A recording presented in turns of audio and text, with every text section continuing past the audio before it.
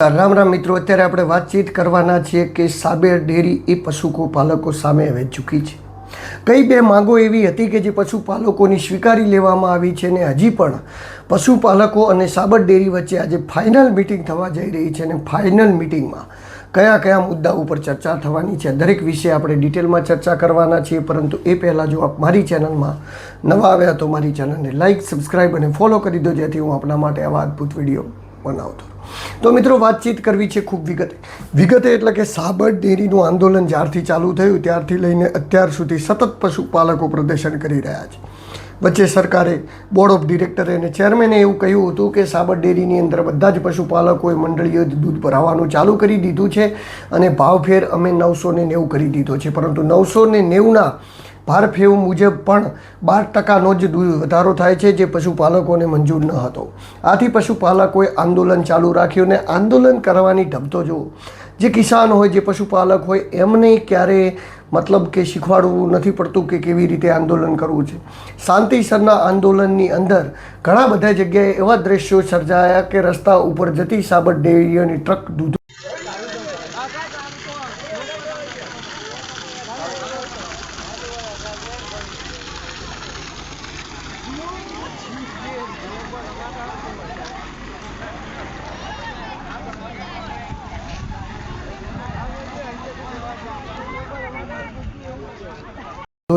Road વચ્ચે દૂધ ઢોળી દેવામાં આવ્યું.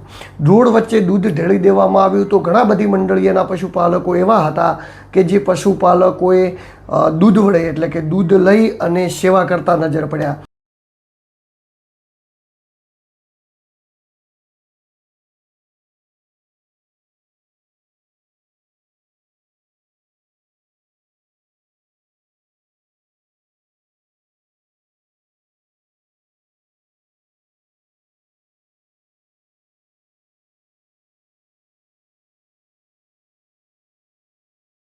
એટલે કે એક સારો મેસેજ આપ્યો. જે જરૂરિયાતમંદ લોકો હતા એવા ગરીબ લોકોને દૂધ વેચ્યું અને એ રીતે આંદોલનનું પ્રદર્શન કર્યું. અલગ અલગ જગ્યાએ અલગ અલગ પ્રકારના આંદોલનનું પ્રદર્શન થયું. આ પ્રદર્શન સતત વધારો થઈ રહ્યો હતો. જેવું જ સરકાર અને નિયામક મંડળે જાહેરાત કરી કે પશુપાલકો વચ્ચે અમારે સમાધાન થઈ ગયું છે, ને જેવી જ આ વાત બહાર આવી ત્યાં જ કેટલાય પશુપાલકો, કેટલાય સોશિયલ મીડિયા ઉપર આંદોલનકારીઓ બોલવા આવી ગયા કે અમારે બિલકુલ સમાધાન નથી થયું, અમારા 4 મુદ્દા હતા. અને 4 મુદ્દા ઉપર વાતચીત થઈ હતી પરંતુ સહમતિ ન બની હતી. તો કયા કયા 4 મુદ્દા હતા? 10 તારીખે બપોર પછી વાયરલ કરેલો છે કે અમારે 14 તારીખે આવવાનું છે. મુદ્દા નંબર 2 સાહેબ, આપ શ્રી હાજર નહોતા. ચેરમેન સાહેબ તમે કહો છો હાજર હતા, બરાબર. ચલો, ચેરમેન સાહેબ ના આયા તો તમારા નિયામક મંડળમાંથી એક પણ વ્યક્તિ હાજર હતો? સાહેબ, અમારો દીકરો આજે અમે ખોયો છે, અમને બારોબાર દુઃખ છે. જવાબદાર વ્યક્તિ કોણ? નિયામક મંડળ નામ સાહેબ શ્રી જ છો સાહેબ. કોણ આપશે અમારો દીકરો? ચલો, પશુપાલકોએ પથ્થરમારો કર્યો છે, આપ સાહેબ કહો છો નથી કર્યો, તો સાહેબ આ કાવતરું છે. તો તમે સરકારના માણસો છો, સરકારમાં તમે કેમ ના કહી શકો ભાઈ પશુપાલકો નિર્દોષ છે? પણ સાહેબ, પોલીસે શું ફરિયાદ કરી? મર્ડરનો ગુનો દાખલ કરાયો છે. સાહેબ, આપણે જે 72 પશુપાલકો છે એના તમે કામમાં જાઓ. આ વ્યક્તિ છે એ કોઈની પથ્થર મારી કે તમે તપાસ કરો. તો પહેલો મુદ્દો હતો કે 2/7 એટલે કે બીજી તારીખ 7મા મહિના પહેલો દૂધ વધારો ચૂકવી દેવો. જેટલા પશુપાલકો ઉપર કેસ થયો છે બધા જ પશુપાલકોને તાત્કાલિક રિહા કરવા, એટલે કે એમની કલમો હટાવીને એમને છોડી દેવા. ત્યારબાદ ત્રીજો કે જે અશોકભાઈનું જેમનું મૃત્યુ થયું, જે પશુપાલકને, એમને 1 કરોડ રૂપિયાનું વળતર આપવું. અને ચોથો જે મુદ્દો હતો એ હતો કે 18% ભાવફેર ચૂકવવો. એટલે કે ગઈ વખતે જેટલો ચૂકવ્યો હતો એટલો જ ભાવફેર આ વખતે પણ ચૂકવવો. પરંતુ કોઈ પણ મુદ્દા ઉપર સહમતિ બનતી ન હતી. સહમતિ બનતી ન હતી એટલે આંદોલન ઉગ્ર થતું ગયું. દિન પ્રતિદિન આંદોલન વધતું ગયું. નવી મંડળીઓ જોડાતી ગઈ, નવા પશુપાલકો જોડાતા ગયા અને આંદોલનની અંદર એવું વિકરાળ સ્વરૂપ લઈ લીધું કે જાણે ફરી એવું લાગતું હતું કે ફરી આ પશુપાલકોએ સાબર ડેરીનો ઘેરાવ કરશે તો એમાં નવાઈ નહીં. એની વચ્ચે જ સાબર ડેરી ઝૂકી એટલા માટે કે આ આંદોલન હવે જો લાંબો સમય ચાલે તો સૌથી વધારે નુકસાન એ ઉપર સરકારને પણ જઈ શકે એમ હતું. સરકારને એટલા માટે જઈ શકે એમ હતું કે સરકારે 1-2 વાર ગાંધીનગરના તેડા પણ મોકલ્યા અને વાતચીત કરી, પરંતુ જે 18% ભાવફેર આપવાની વાત છે એની અંદર સાબર ડેરી કંઈ ન કરી શકે એમ છે. એનું કારણ એક જ છે કે સાબર ડેરી ખૂબ દેવાબોળ છે. દેવા બોર્ડ ગયેલી સાબર ડેરી જો અત્યારે 18% દૂધ વધારો આપવા જાય તો એ ઉઠી જાય એમ છે. આમ તો જો કે પાટિયા ઉઠી ગયેલા છે, તેમ છતાં પણ આપવા જાય તો સાવ ઉઠી જાય એમ છે. એટલે એ મુદ્દા ઉપર એ લોકો એગ્રી ન હતા, પરંતુ પશુપાલકોની જીદ, પશુપાલકોની લડાઈ અને પશુપાલકોની મક્કમતાના લીધે એ લોકો 2 શરતો માનવા તૈયાર થઈ ગયા છે. જે 2 શરતો માનવા તૈયાર થઈ ગયા છે એમાં પહેલી શરત એ છે કે જે પશુપાલક અશોકભાઈ જે શહીદ થઈ ગયા, ઝીંઝુવા ગામના અશોકભાઈના પરિવારમાંથી કોઈ પણ એક વ્યક્તિને ડેરીની અંદર નોકરી આપવી.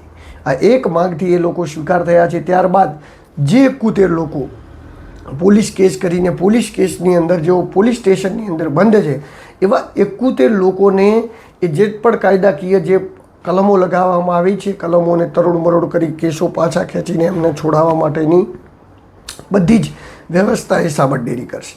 આ 2 મુદ્દાઓ ઉપર સહમતિ થઈ છે, પરંતુ પશુપાલકોનો મેન મુદ્દો કયો છે? પશુપાલકોનો મેન મુદ્દો એ છે કે ગઈ સાલ 18% જે વળતર આપ્યું હતું ભાવફેરનું, એ જ 18% એટલું જ વળતર આપવામાં આવે. ત્યારબાદ ત્રીજો મુદ્દો તો સામાન્ય છે કે મતલબ 7મા મહિનાની 2જી તારીખ પહેલાં દૂધ વધારો મળી જવો જોઈએ. પરંતુ મેન જે મુદ્દો છે, મુદ્દાના લીધે હજી સુધી આંદોલન પકડાઈ રહ્યું છે. આંદોલન તેજ પણ બન્યું, હજી પણ તેજ બની શકે છે, કારણ કે આ વખતે પશુપાલકો બિલકુલ કશું પણ છોડવાના મૂડમાં નથી. નક્કી કરી લીધું છે કે એક જ વાર લડવું છે, એક જ વાર લડી લેવું છે, ને જો શાન ઠેકાણે આવી જાય ડેરીની તો બરાબર છે, બાકી ડેરીની શાનને આ વખતે ઠેકાણે લાવી દેવી છે.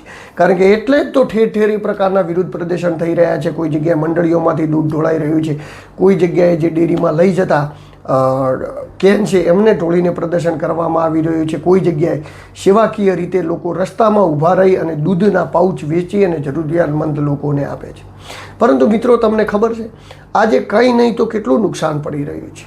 દિલ્હીનું લગભગ કાંઈ નહીં ને તો 5 કે 1 કરોડ રૂપિયાનું દૂધ એ બગડી રહ્યું છે, જે રસ્તામાં વેડફાઈ રહ્યું છે, કોઈ ગરીબોને મળી રહ્યું છે. તો હવે તમે વિચાર કરો કે જે પશુપાલકોનો તો બગાડ થઈ રહ્યો છે, સાથે સાથે ડેરીનો પણ થઈ રહ્યો છે. એટલે આ આંદોલનનો જેટલી જલ્દી અંત આવી જાય એટલું પશુપાલકો માટે પણ સારું છે અને ડેરી માટે તો એમથી પણ વધારે સારું છે. કારણ કે જો પશુપાલકો દૂધ નહીં ધરાવે તો ડેરી આમ પણ ટકી શકશે નહીં. આટલું બધું પશુપાલકોનું દૂધ આવે છે, તેમ છતાં પણ 2100 કરોડના દેવાની અંદર ડેરી હોય તો પશુપાલકોનું દૂધ આવતું બંધ થઈ જશે તો ડેરીનું શું થશે? આ તમામ મુદ્દે વાતચીત થઈ રહી છે. આ તમામ મુદ્દા એ જાણવાના વિષયમાં છે, પરંતુ હવે શું થાય છે આ વિષય ઉપર એની મિટિંગ આજે 3 વાગ્યા 4 વાગ્યા આજુબાજુ બોલાવવામાં આવી છે. આ મિટિંગ ઉપર મેન ચર્ચા એ થવાની છે કે ભાવફેર તમે આપી દો, 18% તો આંદોલનને પૂરું કરી નાખી. આંદોલન સમિતિના લોકો અને ડેરી નિયામકના લોકો વચ્ચે તે મિટિંગ થવાની છે. મિટિંગની અંદર મુખ્યત્વે મુદ્દાની ચર્ચા થશે. 2 મુદ્દા ઉપર એ લોકો એગ્રી થઈ ગયા છે એવું આંદોલનકારી સમિતિનું કહેવું છે. પહેલો મુદ્દો તો એ મુદ્દો કે બધા લોકોને છોડાવવાની જવાબદારી અમે લઈશું, ને ત્યારબાદ બીજો મુદ્દો કે જે અશોકભાઈ છે એમને પરિવારને નોકરી આપવામાં આવે. આ 2 મુદ્દા ઉપર એમની એકતા સધાઈ ગઈ છે, પરંતુ હજી ઘણા બધા મુદ્દા ઉપર એકતા સધાવાની જારી છે. જો આવનારા સમયની અંદર એકતા સધાઈ જશે તો આંદોલનનો અંત આવી જશે, ને જો એકતા નહીં સંધાય તો આંદોલન એ વધુ ઉગ્ર અને વધુ તેજ બનવાનું છે. કારણ કે ગામડે ગામડે પશુપાલકોએ આ વખતે નક્કી કરી નાખ્યું છે કે આપણે કોઈ પણ ભોગે સમાધાન કરવાનું થતું નથી. હવે મિત્રો, જોવાનું રહ્યું કે આવનારા સમયની અંદર શું થાય છે. આજની મિટિંગ જે પૂરી થાય છે એના પછી શું થાય છે એના વિશે આપણે તમને વાતચીત કરીશું. નમસ્કાર, રામ રામ. હું છું દિલુ ચૌધરી ને આ હતા સાબર ડેરીના સમાચાર. અને કોઈ પણ નવી એકચ્યુઅલી માહિતી મારી જોડે આવશે એવી આપણા સુધી પહોંચાડતો રહીશ. રામ રામ, નમસ્કાર.